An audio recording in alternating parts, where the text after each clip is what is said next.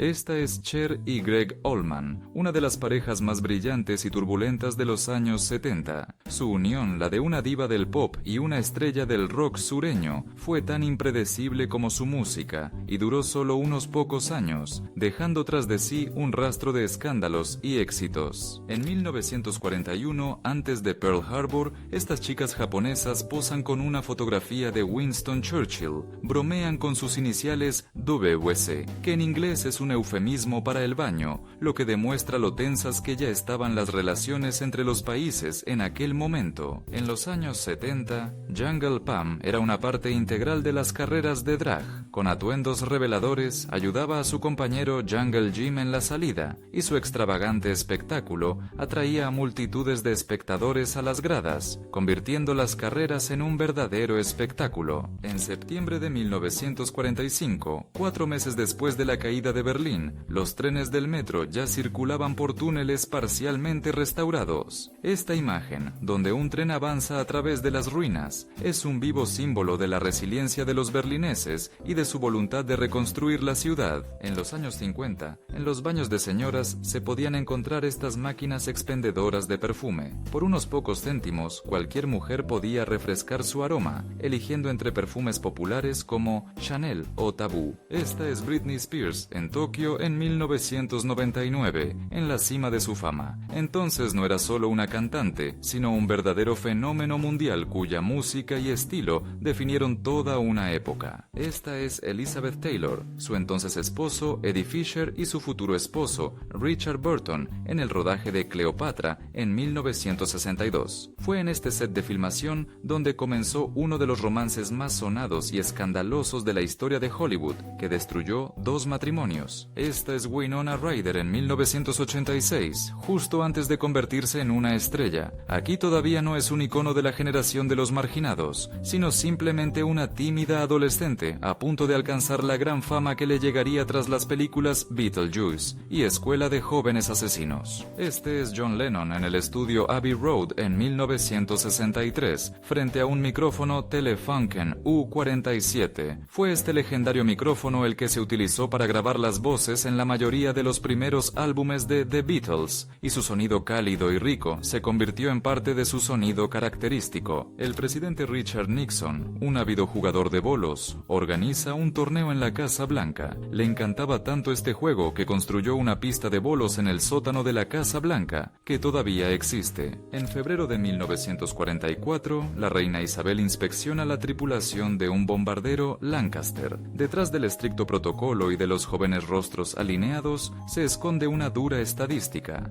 La edad media de un miembro de la tripulación era de solo 22 años, y la probabilidad de sobrevivir a 50 misiones de combate no superaba el 25%. En 1977, el prototipo del transbordador espacial Enterprise provocó atascos de varios kilómetros en las autopistas de California. El vehículo, diseñado para volar en el espacio a una velocidad de 28.000 kilómetros por hora, resultó incapaz de tomar una curva normal en una carretera terrestre. Así era el metro de Nueva York en 1963. En una época en la que aún no existían los teléfonos inteligentes, el periódico era el principal compañero de viaje, y este vagón, lleno de hombres con sombrero leyendo, es una imagen congelada en el tiempo de aquella época. Este es el grupo Fleetwood Mac en 1976, durante la grabación de su legendario álbum Rumors. Detrás de estas imágenes bohemias se escondían increíbles dramas personales, divorcios, infidelidades y conflictos internos que se convirtieron en el combustible para la creación de uno de los mejores álbumes de la historia del rock. En octubre de 1956, en el estreno de una película en Londres, se encontraron 2 reinas. Una era la reina de Inglaterra, Isabel II, la otra, la reina de Hollywood, Marilyn Monroe, y ambas tenían 30 años ese año. En 1950, este futurista camión de Coca-Cola recorría las calles de París. Formaba parte de una masiva campaña publicitaria que dio a conocer a la Europa de la posguerra, el principal símbolo del estilo de vida estadounidense. Así es como en los años 60 la compañía Ford intentó reinventar la dirección. Estos extraños discos giratorios, llamados Twister, debían sustituir al volante, pero nunca llegaron a la producción en serie, quedando solo como un divertido repetido experimento. En 1944, justo después del desembarco de Normandía, las radiobalizas instaladas en la playa de Juno ayudaron a los barcos y aviones aliados a orientarse en condiciones meteorológicas difíciles. Estos sencillos dispositivos desempeñaron un papel importante en el éxito de la operación. Antes de convertirse en una estrella de cine, Brigitte Bardot dedicó su juventud al ballet, entrenando durante años en el Conservatorio de París. Esta foto de principios de los años 50 muestra su perseverancia. Ensaya no en una sala brillante, sino en un simple tejado, muy por encima de las calles de París. Este famoso retrato de Alfred Hitchcock con un pájaro se hizo para promocionar su película del mismo nombre. El propio director tenía pánico a los pájaros, y esta irónica fotografía es un ejemplo perfecto de su humor negro y su habilidad para jugar con sus propios miedos. Así se veían las ruinas de la ciudad italiana de Cassino en 1944. La ciudad fue completamente destruida durante una de las batallas más sangrientas de la Segunda Guerra Mundial, y esta foto es un trágico recordatorio del precio que pagó Italia por su liberación. En septiembre de 1962, el presidente John F. Kennedy y su esposa Jacqueline observan una regata de vela a bordo del destructor Joseph P. Kennedy Jr. El barco recibió el nombre de su hermano mayor, que murió durante la Segunda Guerra Mundial, y esta salida al mar fue para el presidente un homenaje a su memoria. En 1963, el presidente John F. Kennedy firma un autógrafo a la joven cantante Barbra Streisand. Es el encuentro de dos futuras leyendas, una de las cuales se convertirá en un icono de la música y el cine, y la otra en uno de los presidentes más queridos de la historia de Estados Unidos. La actriz Yvonne Craig en los 60 era conocida como Batgirl, pero pocos sabían que era una bailarina profesional de la compañía Ballet Ruso de Monte Carlo. Esta formación fue lo que le permitió realizar todas las acrobacias en la serie ella misma, sin dobles. Esta es la actriz Martin Beswick en el rodaje de la película de James Bond, Operación Trueno, en 1965. Es una de las pocas actrices que ha aparecido en dos películas diferentes de Bond,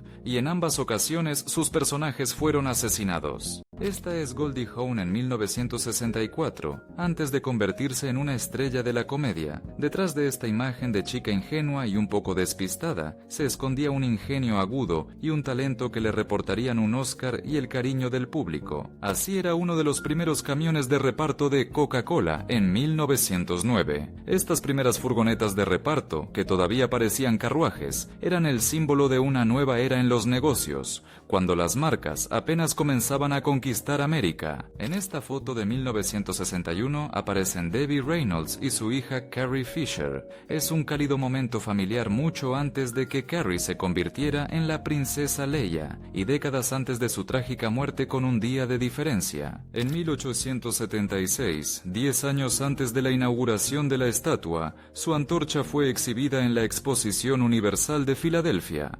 Los estadounidenses podían comprar una entrada para subir al balcón de la antorcha, y el dinero recaudado se destinó a financiar la construcción del pedestal para la futura estatua. Esto no es solo un sombrero, sino una radio portátil inventada en los años 30. Esta voluminosa construcción con antena y altavoz fue uno de los primeros experimentos en la creación de dispositivos portátiles que hoy nos parecen cotidianos. Después de la Segunda Guerra Mundial, Gran Bretaña sufría una escasez de viviendas, y la solución fueron estas casas prefabricadas. Se fabricaban rápidamente en las fábricas, se transportaban en camiones y se instalaban en el lugar, proporcionando un techo temporal pero vital a miles de familias. Así era Times Square en Nueva York en los años 70. Entonces no era un centro turístico, sino un barrio peligroso con establecimientos de dudosa reputación, y estos letreros luminosos formaban parte de esa atmósfera del viejo y malo Nueva York que hoy solo se puede ver en las películas. Esto es todo lo que quedó de los apartamentos privados de Hitler en su búnker de Berlín en abril de 1945. Fue entre estas paredes, entre escombros y basura, donde pasó sus últimos días antes de suicidarse. Este es Nikita Khrushchev en una sesión de la Asamblea General de la ONU en 1960. Aunque el famoso mito de que golpeó el podio con sus zapato nunca ha sido confirmado. Sus discursos emotivos y a menudo groseros pasaron a la historia de la diplomacia. Esta es la cantante Selena Quintanilla en un anuncio de Coca-Cola en 1994. Estaba a punto de dar el gran salto al mercado estadounidense, pero solo un año después su vida se truncó trágicamente cuando fue asesinada por la presidenta de su propio club de fans. En marzo de 1979, la compañía Philips presenta por primera vez al mundo el disco compacto. Este pequeño disco brillante, que sustituyó al vinilo, prometía una revolución en el mundo de la música y se convirtió en el símbolo de una nueva era digital. Así fue la construcción del puente Golden Gate en San Francisco en los años 80. Estas gigantescas torres que se alzaban sobre el agua eran una verdadera maravilla de la ingeniería y un símbolo de la ambición estadounidense. Esta es la actriz británica Jane Seymour, que en los años 70 y 80 fue una de las estrellas de televisión más populares. Interpretó a una chica Bond y más tarde se convirtió en la famosa Doctora Quinn, conquistando los corazones de millones de espectadores.